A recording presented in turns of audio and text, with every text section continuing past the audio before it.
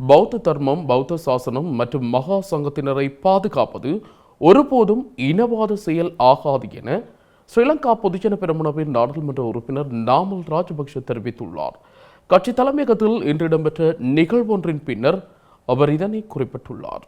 இலங்கை நாடு பௌத்த அடித்தளத்தின் மீது கட்டியெழுப்பப்பட்ட ஒன்று என தான் நம்புவதாகவும், இத்தகைய பௌத்த விழுமியங்களை கொண்ட ஒரு தேசத்தால் மட்டுமே நாட்டில் உள்ள அனைத்து மதங்களையும் கலாச்சாரங்களையும் பாதுகாக்க முடியும் என்றும் நாமல் ராஜபக்ச சுட்டிக்காட்டியுள்ளார்.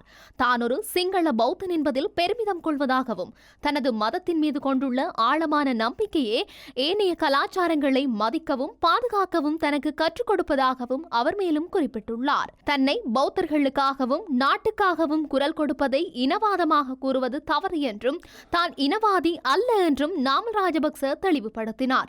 மதத்தின் மீது நம்பிக்கை இல்லாதவர்களால் மற்றொரு நபரின் மொழி, மதம் அல்லது கலாச்சாரத்தை பாதுகாக்க முடியாது என்று தெரிவித்த நாமல் ராஜபக்ச, தற்போதைய அரசாங்கம் மகா சங்கத்தினரையோ அல்லது எதிர்க்கட்சிகளையோ ஒடுக்க நினைப்பது தவறான அணுகுமுறை என்று விமர்சித்தார். இதனிடையே அரசாங்கம் தேர்தல்களை தாமதப்படுத்துவது அவர்களின் அரசியல் அச்சத்தையே பிரதிபலிக்கின்றது என்றும், பொதுஜன பெரமுன எந்த நேரத்திலும் தேர்தலை சந்திக்க தயாராக இருப்பதாகவும் அவர் இதன்போது உறுதியாக தெரிவித்திருந்தார்.